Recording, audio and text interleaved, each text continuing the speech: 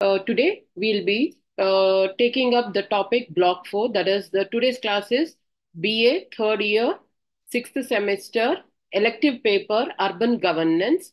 In this paper, today we'll be talking about Block 4, Finance and Planning. In that, we will try to discuss Unit 10 and 11. In Unit 10, we'll be discussing about municipal planning, and in Unit 11, urban planning and building regulations. So now first we will talk about municipal finance, that is the unit 10. Now, what do we understand by the term municipal finance? Before going to what is municipal finance, first we all know or we have discussed in the earlier classes that municipalities, municipal organizations, and nagarpalikas or the nagar panchayats are the three types of municipalities in the urban areas or the in the urban governance, we can say. So, in that there are the as till now we have discussed how the municipalities work, what is the organizational structure of the municipalities, and who are the public representatives, what is the work of these municipalities, etc. So now today in this class we will be talking about municipal finances, that is the revenue and expenditure. What do we understand by the term finance? That is, as I told you, that finance is about the income and expenditure. That what all income a person gets and what all expenditure that person makes in a month, in a day is calculated, and it can be considered as a finance. That is the financial resources what he gets in. So likewise, the municipalities also, when we were talking about the functions of the municipalities, that is the 12th schedule in the 74th Constitutional Amendment Act, I have discussed about the finances or the financial resources from to the municipalities. In that, I have discussed about the how the resources are being these resources are being raised for the development of that municipal area by the municipalities or the urban local bodies. So this we can say the municipalities should collect or should gather more financial resources for the development of that municipality or the municipal corporation. So to collect these finance or to raise these financial resources for the developmental aspects, there can be many types of, or we can say that to generate these financial resources, the municipalities come up with n number of financial ideas or the generating thoughts, collection of taxes, that is revenue collection through how the income can be generated. Now, to understand this finances, the income generation by the municipalities, so we have to go deep into the concept of how and in what methods the taxes or the revenues are collected by the municipalities for income generation. So now, as I told you, the municipal finance means the municipal revenue and expenditure. Municipal revenue means the income of the municipality, and the income is from the income generated, collection of money for the development. So expenditure is the money which is utilized for the development of that municipality. So there is two terms, the income and expenditure. Income is what the municipality gets, and expenditure is what from the revenue or the money from the municipality it goes out for the development. Now, this municipal revenue and or income generated by a municipality through, how does this municipality generate money? There are, we can say, the sources of revenue for this municipalities can be of six types. That is collection of revenue, user charges, grants, and loans. So now to divide these sources of income, sources of revenue under six headings. That is, the sources of income can be divided into six headings. There, those are. I'll just give you the names of these six sources. Then later on, we will discuss each one by one. Now, the sources of revenue are, the first one is taxes, second is non-taxes, third assigned revenue, fourth non-planned grants, fifth is planned grants, and sixth is loans or borrowings. So, once again, I am repeating: taxes, sources of revenue of the municipality I'm talking about. So, they are taxes, non-taxes, assigned revenue, non-planned grants, planned grants, and loans and borrowings. Now, in this loans, first we will discuss about the taxes. So, we all know what is a tax. It is a fees which we pay to the government. That is, the income tax is paid to the state governments and the central governments. Likewise, the government, the as I told you when we were talking about the financial management, CGST and SGST, that is the central government goods and services tax and the state government's goods and services tax, that are a common citizen is paying to the central government and the state government. But the municipality is the local government. So it should collect the taxes from the people or the citizens who are residing in that particular area. Now, that amount will be the amount which a common man pays to the municipality in which area he is residing. That amount or that revenue will be collected by the municipality through taxes.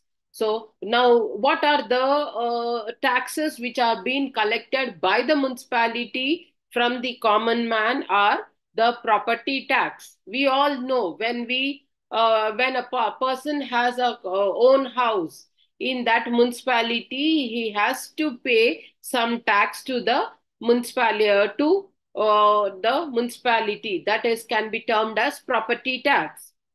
Then the second one is vacant land tax. If a person has a vacant land, for that also he has to pay some tax. Now, all these taxes will be of different, we can say, different fee structures. Different taxes will be there. So, the property tax based on the area of the property, based on the how many apartments are there or how many floors are there, based on each and every aspect, the property tax will be calculated.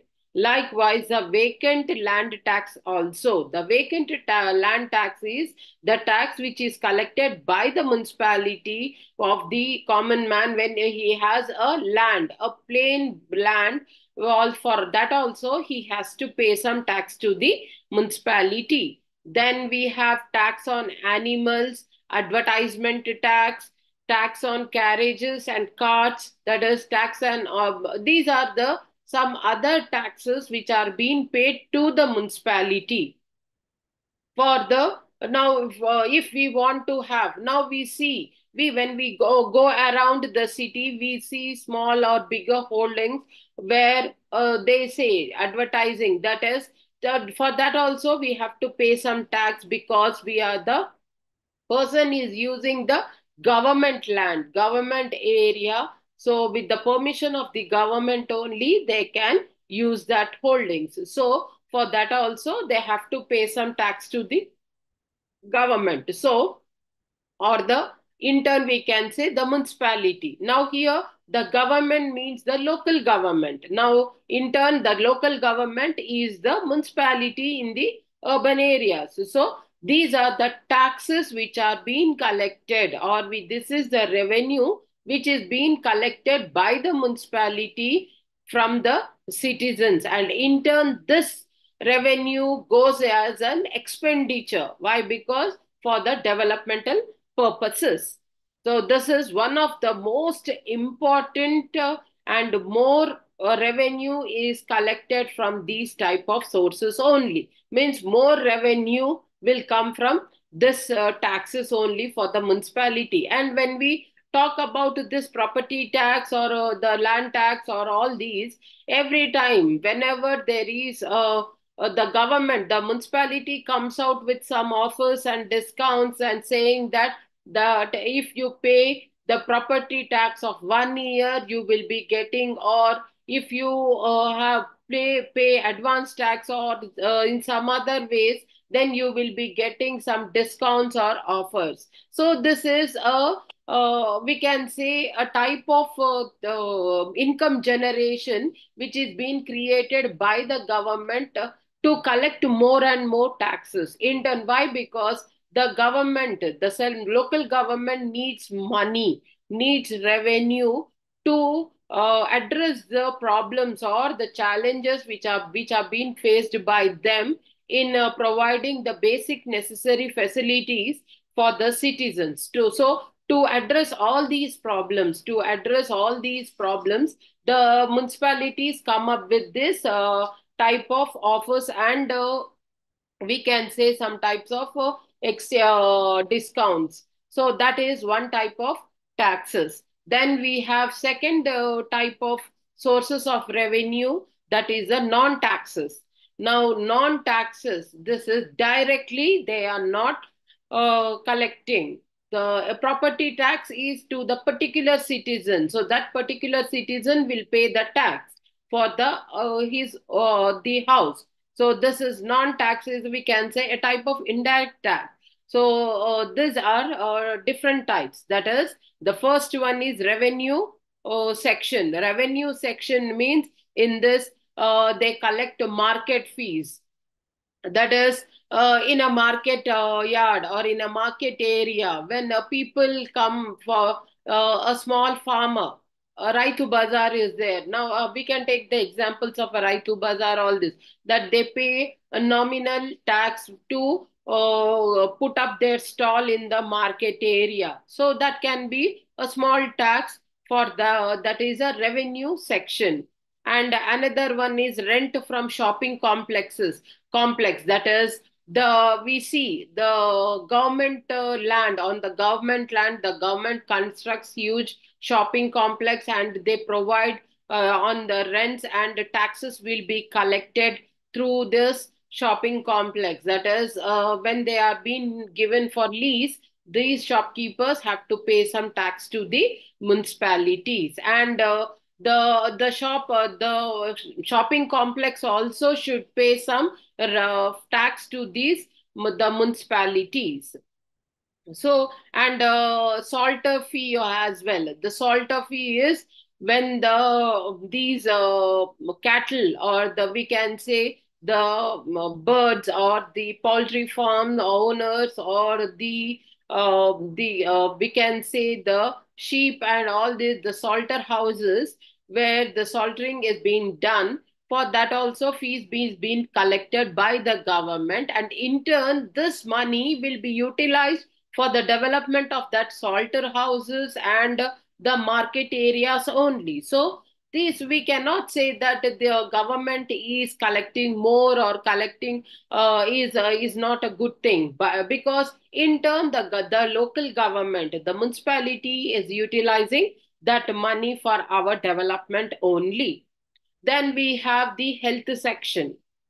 Now, health section is when if there is a birth or a death, if a common person needs a death certificate or a birth certificate, he has to apply in the municipality only, and he has to get a letter from the concerned hospital, and he has to submit it in the municipality, and he gets the birth and death certificates as well, whereby, and for that the municipality will be charging some nominal fees or tax, we can say.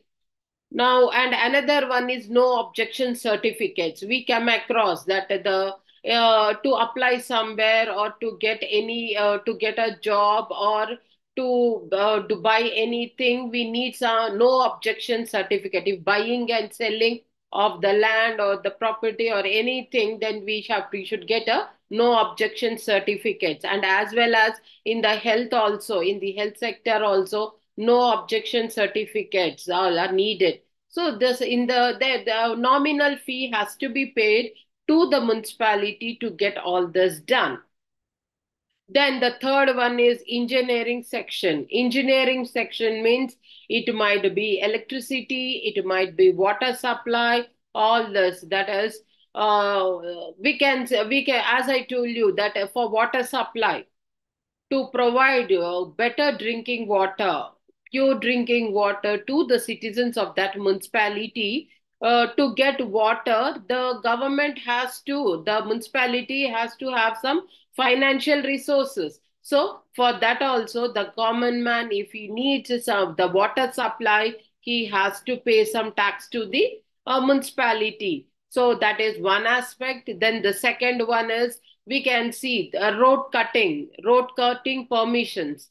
Now if they want to, if a common citizen wants to take a water connection, or want to have a cable connection or any of the such things, then he had to take, because from the road, also connecting the road, then he has to take permission from the municipality to going for road cutting.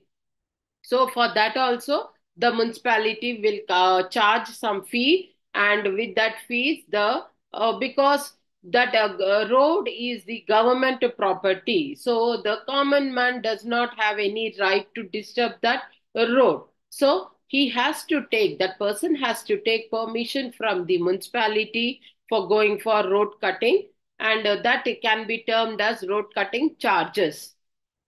Then we have the fourth one, town planning section. In town planning section, we know that building license fees, to get a clearance of the floors or construction of the building, we need the approval. So to get these approvals from the town planning department, we need we have to pay some fees to this municipalities. And second is the developmental charges, layout fees. All these are the fees which are being paid to the municipality, to the town planning department, intern it to the municipality only, whereby helping the municipality to generate more funds, for the development of that municipality, we can say. Then we have the third one, assigned revenue. Assigned revenue means surcharge on stamps duty, on the duty, that is, when they go for registration, or when you buy stamp paper, or when you buy the stamps, then you have to pay some fees to that. That are the this all taxes go to the municipalities only. So that is another type of revenue. Then we have the non-planned grants. Non-planned grants means the motor vehicle tax. That is, we know that when we go for vehicle registration, or when we go for driving license, we have to pay some tax to the government, to the road transport department. So that all taxes go to that particular municipalities, or to the that particular state governments. In turn, it is used for the development only. Then we have planned grants. Non-planned grants are the taxes or the fees which is being collected by the motor vehicle departments, or the road transport departments, which collect some taxes for giving license, or getting for a registration of the vehicles, all the name plates, all such things. Then the next one, fifth one, is plan grants. Plan grants means the central and the state government grants. As I told you, in the budget also, the state government provides some grants or allocates some grants to the municipalities. So this grants will be utilized by the municipalities whenever they need or when there is a financial crunch. So now we can, the central funds might be the funds which the government gives in the form of programs. That is, if there is any Swachh Bharat mission or the Amrut, or we can say the other Pradhan Mantri Awas Yojana, or like this, if these programs are the central fund, central programs, and to construct these houses under the Pradhan Mantri Awas Yojana, then the central government should send some grants. So that grants are being collected to the by these municipalities, because houses are constructed in that particular municipal areas. So these all funds can be utilized by the municipalities for the development of that municipal area. Then we have the last one, loans or borrowings. Loans or borrowings are the loans which can be taken if necessary from the banks of that municipal area, or from that area, that is, or from the centralized the banks as well. That is, the urban developmental banks and the life insurance corporations. These are the funding agencies which give loans to these municipalities, and for the developmental works to carry on. Because the as we know that the municipalities, if the municipality or the municipal corporation is very huge, then the needs are very huge, and there might be sudden charges, or sudden hidden charges, or we can say there might be sudden expenditures also. Now, for example, if we take the sudden flooding of the sea in the rainy season, sudden floods come up, sudden flooding of the areas, or drainage system, sudden we see road cuttings, or road breakages, bridges, collapsing of bridges. These are all unpredictable expenditures which come out for the municipality. So to incur all these expenditures, the municipalities have to go for loans also.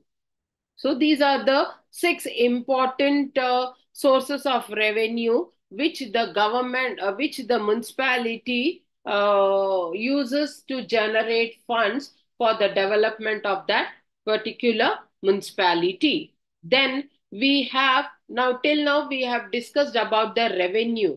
Now we have to discuss about the expenditure, what that municipal area does when it goes for the developmental aspects. That is, this components of municipal expenditure is of two types. That is the revenue expenditure and capital expenditure.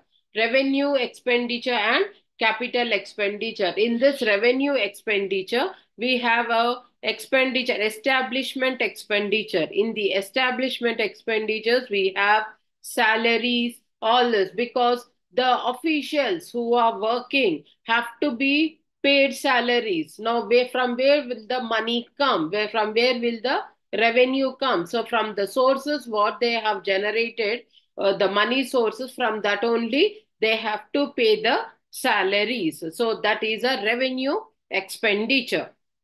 Then we have administrative expenditure. That is, the it might be looking after the building, taking care maintenance of the buildings, or taking care of the people who visit the offices of these. All this there can be administrative, or the stationaries what are being used, the infrastructure, all this can be termed as the administrative expenditures. Then we have operation and maintenance. That is, as I told you, maintenance of the buildings, maintenance of the roads, maintenance of the bridges, flyovers, paying of the salaries of these sweepers. All these are there are n number of officials working in these municipalities. So, and for that, paying of salaries is one aspect, and operations and maintenance is another aspect, where more of expenditure goes into this. And the last one is interest payment on loans. That is, when these, as I told you, the revenue from the loans, so they have to pay the interest also. So if that municipality takes some loans or borrows some money from any of the banks or any of the corporations, then they have to pay some interest as well. And because the interest for that only these banks give. So these are all the revenue expenditures we can see. Then the second one is the capital expenditure. Now, what do we understand by this capital expenditure? That is construction of new roads. That is, we all know that the municipality has a very important responsibility of constructing of roads, maintenance of the roads for better transport system. So, and connecting the areas to also. So to connect these areas, the roads are the most important one, the road lines. So new roads have to be constructed, and the new roads, apart from the new roads, for old roads have to be repaired or maintenance has to be done. All this is the capital expenditure. Or so this can be another, and moreover, apart from the roads, the maintenance of the stadiums, construction of the stadiums, parks, gardens, all these are also very important, because it is the responsibility of these municipalities or the municipal corporations. We see when we visit a stadium or when we visit a park or a garden, they keep up they put up a board that this is being maintained by the municipal corporation or the municipality, and this area comes under the municipality. So this, with that, what happens is they and for this also the govern this municipalities collect some fees. That is the maintenance fee, we can say. That is, if you visit a park or a garden or any of such things, to get an entry, we need to pay some, buy a ticket. In turn, that money goes for the welfare or the developmental or the maintenance of that particular municipality or the municipal corporation. So we can say that now the components of revenue and components of the expenditure, both of them play a very important role in the development of that particular municipality. Because if the funds are not good, if the municipality is unable to raise funds, if the municipality is unable to raise funds or collect more funds, then ultimately it will go into losses, and in turn it might not be able to provide basic facilities in a proper and a planned manner. So it has to take care of all these things when it is going for the municipal finances, that is the collection of revenue and as well as going for expenditures. So that is all about the municipal revenue and expenditure. Now, how does this municipalities mobilize these resources? So for the to mobilize these resources, that is to get these resources done, they have to have some strategies. Mean, as I told you, because us the citizens, every time we see the citizens don't pay the taxes, property taxes properly, don't pay their water tax properly. So with that, what happens? The municipality will go into losses, and everybody will come up saying that the municipality is not laying the roads or not maintaining the roads. So if the funds are not there, then the municipality may not be able to be in a position to provide better infrastructure to the citizens of that municipality. So to do that, the resource mobilization strategies should be considered by the municipalities. So for that, there are few which we can discuss. The first one is the revenue management. That is, the revenue management means the what all the revenue the municipality gets, it has to be managed properly and it has to be utilized in a transparent manner. That is, if there is a need, they have to increase the taxes. Then there should be a transparency in collection of the taxes. Then everybody should have a coordination. The mainly the officials should have a coordination between amongst themselves to raise the funds and to mobilize the resources. Then the second one is expenditure management.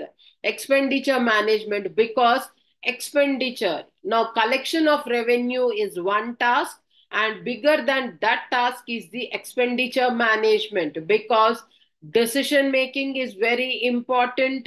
Financial control is very, very important. Why? Because if there is no proper coordination and if there is no financial control, that where from where the money is coming and from where the money is going, then if there is no control, then the money will be used, or the money will be spent on only one particular thing and the others might not have that chance of development. So for example, as we are taking the in the rainy seasons, the government has to focus on the roads, stormwater drains, or the bridges, or all these. So, and in the summer season, they have to concentrate on the water supply, provision of more water to the citizens, and we can say that providing shelters,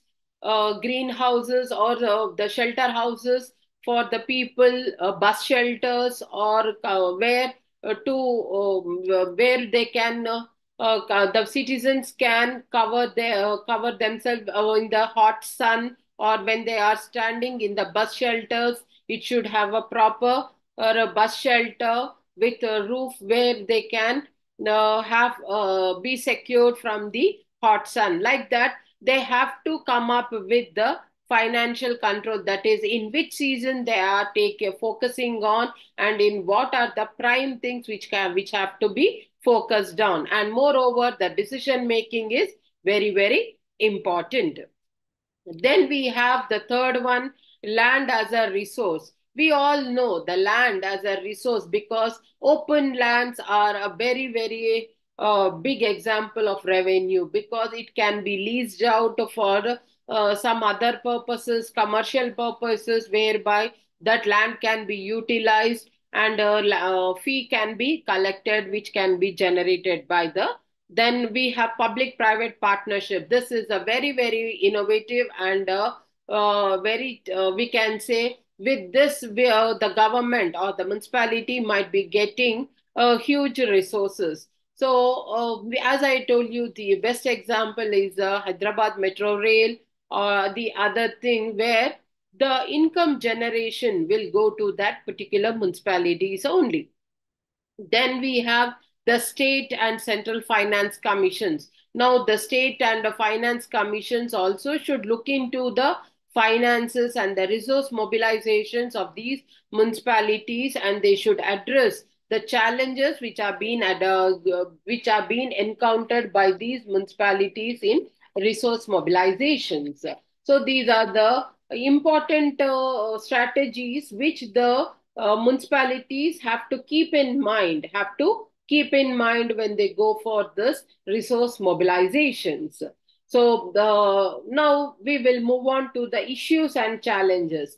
Now, to mobilize these resources to generate the revenue and also going for the expenditures, we know each and every municipality or the municipal corporations might face some issues and also some challenges in delivering the goods. So it might be revenue raising. That is, the revenue raising might be a big task, because the citizens might not cooperate because of the standard of living, or the cost of living might have gone high. So with that, what happens is they will be saying that the cost of living is very high, so they may not be able to be in a position to pay more taxes. So revenue or rising or the taxes can be a challenge to the municipalities. Then collection of the taxes also is a very huge, because if you go to, or if the municipalities go to these slum areas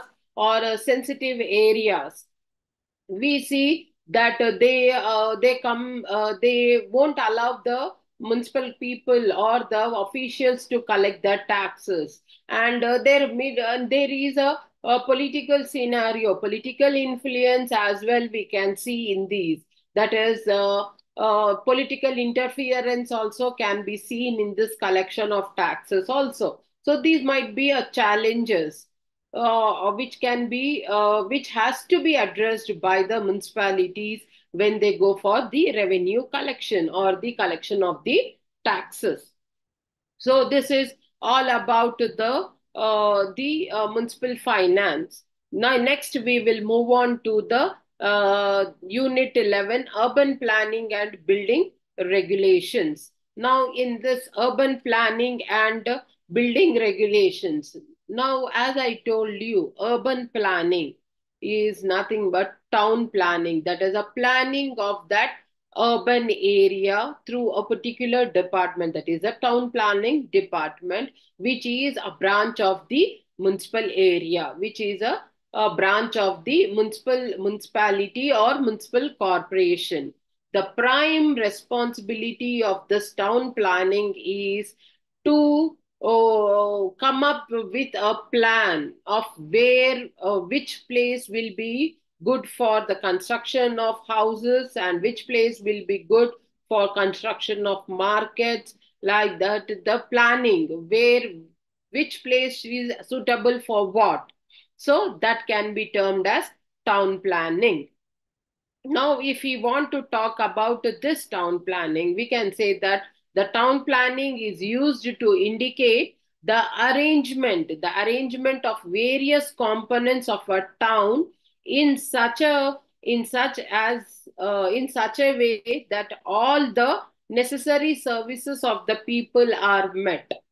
Now, we see an area. If we talk about a particular area, in that particular area, we come across a small shops and small shopping complexes, a small vegetable market, a supermarket in that area. Whereby, why? Because this area is a planned one, where this town planning will make sure of the all the arrangements which are needed for that particular residential area, for that particular residential area. So now there are some advantages and disadvantages as well, but then we can say there are more advantages, because the people need not go far off places to get the essential commodities, and the work will be done in a less period of time, and there will be no scope for more traffic jams. All this might be,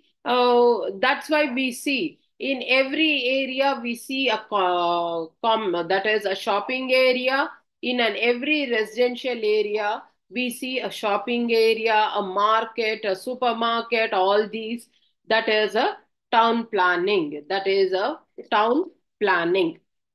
So now when we talk about this town planning, first we have to discuss the evolution. From the evolution, that is, we have to go way back into the history of town planning. Now this town planning we can just talk about way back from the Kautilya's period as well, in the Kautilya's period, because Kautilya's period, here in that period only, there was an urban planning being done. That is, a town was planned, that where the what all structures should come up in which place. So we can say that way back from the Kautilya's period only we can come across this town planning. Now, recently we can say, when we talk about this town planning, we can talk about the cities, and the cities are as old as the civilizations. the civilizations. That is, previously we used to have tribes, we used to have nomads, which who used to go from one place to the other. We have come across the places where previously in the primitive time the human beings used to settle down on the river sides or on the river beds or on the river banks of the river, to get more water facilities. So for that, so like that only we can see the civilization way back. In that civilization period only we can see the traces of the cities, we can say. And the best example of these civilizations is the Harappan and Mohenjo-daro civilizations. Now also we can find these civilizations which are being excavated, and we find the traces of the civilization way back into the history. So this is all about the evolution of the town planning. Now in this town planning, we have the master plan and development plan as well. Now what do we understand by the master and development plan? Master plan means it is a defined as a plan showing both interesting or the and proposed streets or roads. That is, in master plan means what is there and what can be done. So that is what is presently available and how much we can use that area for the next future prospects. That is master plan. Now, I can give you a better example. Previously, if you go 10 to 15 years way back into the history of Hyderabad, here in the this 15 to 20 years also, the Jubilee Hills area was a area last when we talk about the limits of the Hyderabad, or the 25 years or such, I can say. But now the city has extended. That is, the what all was there that was being extended means there is a scope for extension. That is only master plan. Master plan means what is there and what can be done for future. That is called as master and development plan. Master plan is tomorrow what can be done and in an prospects of development, that is for future use. So now we can see it has gone way back to the, we can see to Shamirpet, or the 50 kilometers away also from the city, we are experiencing the area. So this is all about the extension, that is a master and development plan. Now, can this master plan work on its own?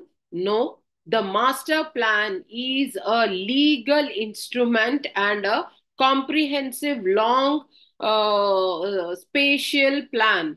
It is a long spatial plan for urban settlements. That is, a urban master plan is a comprehensive one, means this town planning department will come with a master plan for the next 10 to 15 years. Means they show a scope of development for the coming 10 to 15 years and explain and bring about a comprehensive plan that tomorrow there is a scope for extension. And following, now what do we understand by the term legal instrument? That is, using all the laws and you going by all the rules and regulations. That can be the comprehensive master plan. So this can be another important one, we can say. Then we have the transportation plan. Now, master plan and development plan are for the development of infrastructure, development of the residential complexes, all these. Now, apart from this, there is another important one plan, that is transportation plan. Transportation plan, because to reach that area, to go for extension of that area, transportation is needed, means construction of roads, mapping the area, where whether that area, which area has to have roads, connectivity of that roads is very very important. For that, transport planning is very very important. Apart from master planning and developmental planning, transport planning is also very important. Now, when we talk about all these, there can be some models which have to be explained. Now, moving on to these models, we can say urban models and their evolution. In that, we will be talking about few of them.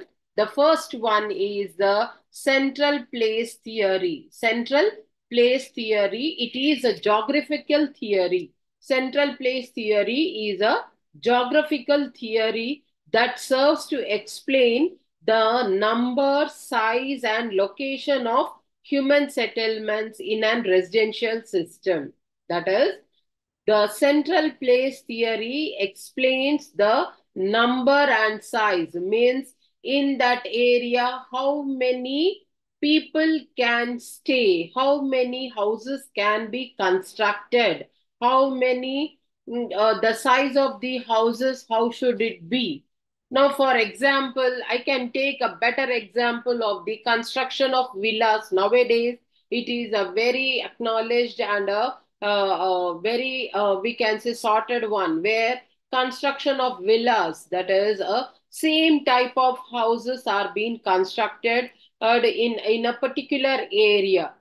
Now, these cannot be constructed however they want to, in numbers or wherever they want to. So, for that, they have to know the size of the house, the number of houses to be constructed, the area of that land, the area, on that area, how many houses can be constructed and how many people can reside in that area. So these are all the important points to be remembered when they go for this town planning. And this is one of the model, I can say, which will help the town planning to execute in a proper manner how the size, the number, and the geographical area of that particular human settlements. Then we have the second one, that is the concentric zone model. Concentric zone model, and this concentric zone model is also known as bull's eye model. Bull's eye model. And what is this model all about? It is about, and this has come up, this has been explained very beautifully by the urban sociologist Ernest Burgess, and he has explained that this model portrays how cities' social groups are spatially arranged in the service of rings. That is, in a ring format, how these human settlements can be arranged.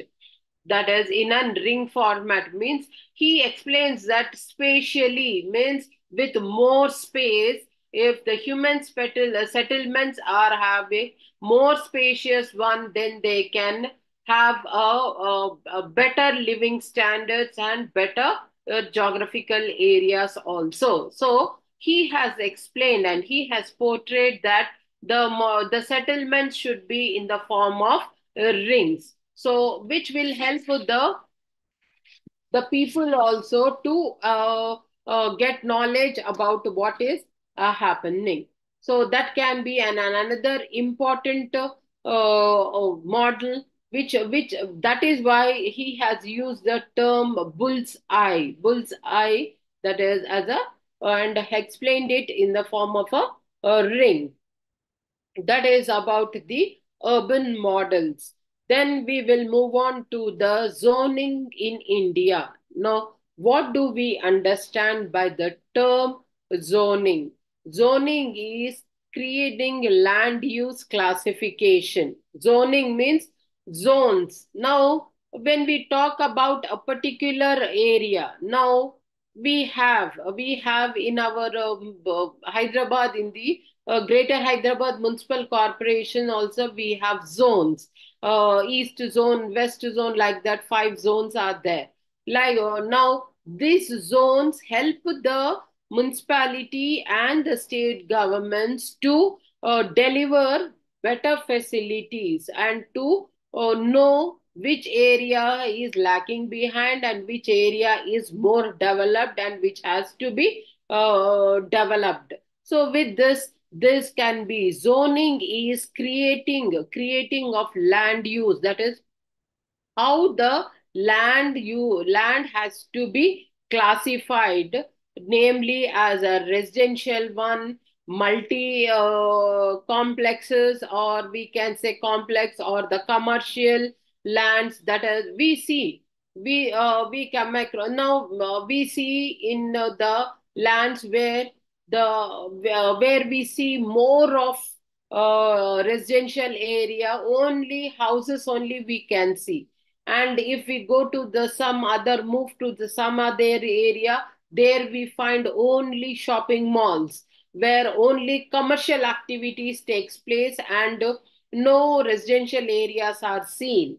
So that is, we see when we move also on the roads or into some areas, we come across that is a residential zone, or the commercial zone, or a multiplex zone.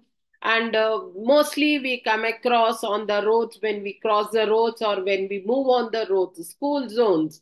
That is a zoning, that is a school has been is there, and the traffic movement or the people near that school should be vigilant enough.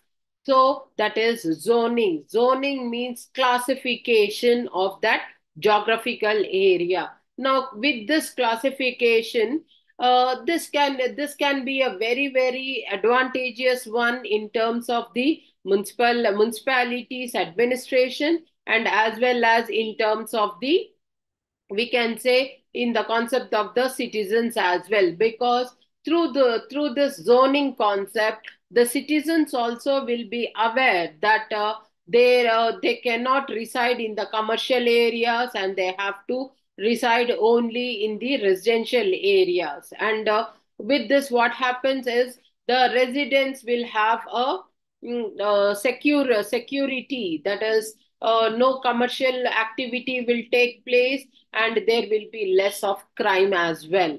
So this can be a very advantageous one. So what is zoning? Zoning is nothing but land use classification for or namely residential geographical areas or commercial spaces. So this is all about the zoning in India. Now, till now, we have discussed about the all the aspects of municipal finances, that is revenue and expenditure, and as well as the models of urban governance and master plan and the developmental plans. Now we will take up the state, that is the state of Telangana. In Telangana, what are the methods, or the how the municipalities are using these resources, and how they are going for this master and developmental plans. In that, the government urban planning in Telangana, the government of Telangana has come up with a municipalities planning act, which will help the citizens to have a proper, or to upgrade the citizens, and to know about the citizens. That is we can say it is a citizen friendly act which has come up, which has helped the citizens to know better about their rules and regulations of the municipalities. That is a government of Telangana, which has enacted the Telangana Municipality Act of 2019. So the Telangana Municipalities Act of 2019, it has brought in a paradigm shift. It has brought in a paradigm shift in urban planning with a citizen friendly futuristic view. It is a it now futuristic view means the we all know that the government has come up with very innovative projects and innovative thoughts for the future of Telangana. So in that aspects, the major one is about the Municipalities Act of 2019, and in that the major one to be discussed is the online building plan approvals which were being done from the April 2020. So from the year 2020 April, everything, the approval of the buildings, approval, sanctioning of the buildings or sanctioning of the permissions to the construction of the houses, all these developmental fees, everything online, everything has gone on online. Means transparency can be seen, whereby every person, every citizen, if he needs to apply for a permission or an approval for a sanctioning of a government construction of a building, he can directly, that person can apply directly online, and he can check the status of his online registrations or online sanctioning process as well.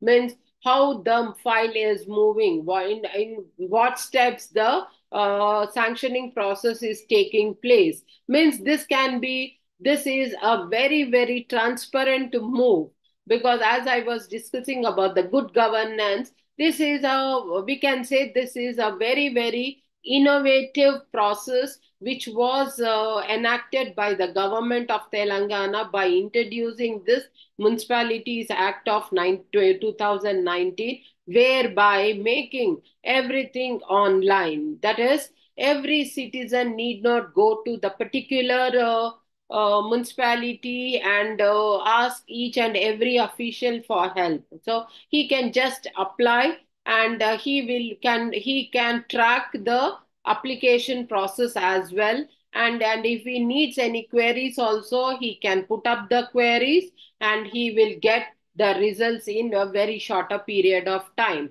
And through this implementation of this act also, we can see there will be less scope for corruption, because we all know that I don't say that everybody, but most of the times we come across the officials, they cause obstacles in sanctioning the houses or the buildings and up giving approvals, all this. So and they come out with cumbersome procedures and ask for more of time. They neglect the common man, and they show more of political interference. We can see more of political interference, and only big people, that is the elite people, are being considered more. But uh, through this act, the government has come up, and everybody has to apply online only. Means if it is a person who is an elite person, or who has a political connections, or a common man also, everybody can apply through this online and get the things done. So this, we can say, is a very important breakthrough in the buildings regulations and the urban governance aspect. So this is all about the municipal governance, that is urban governance. In this we have discussed, in this block 4 today, in today's class, we have discussed about the municipal finance, and as well as the planning under the regulations. So this is all about today's class. Thank you.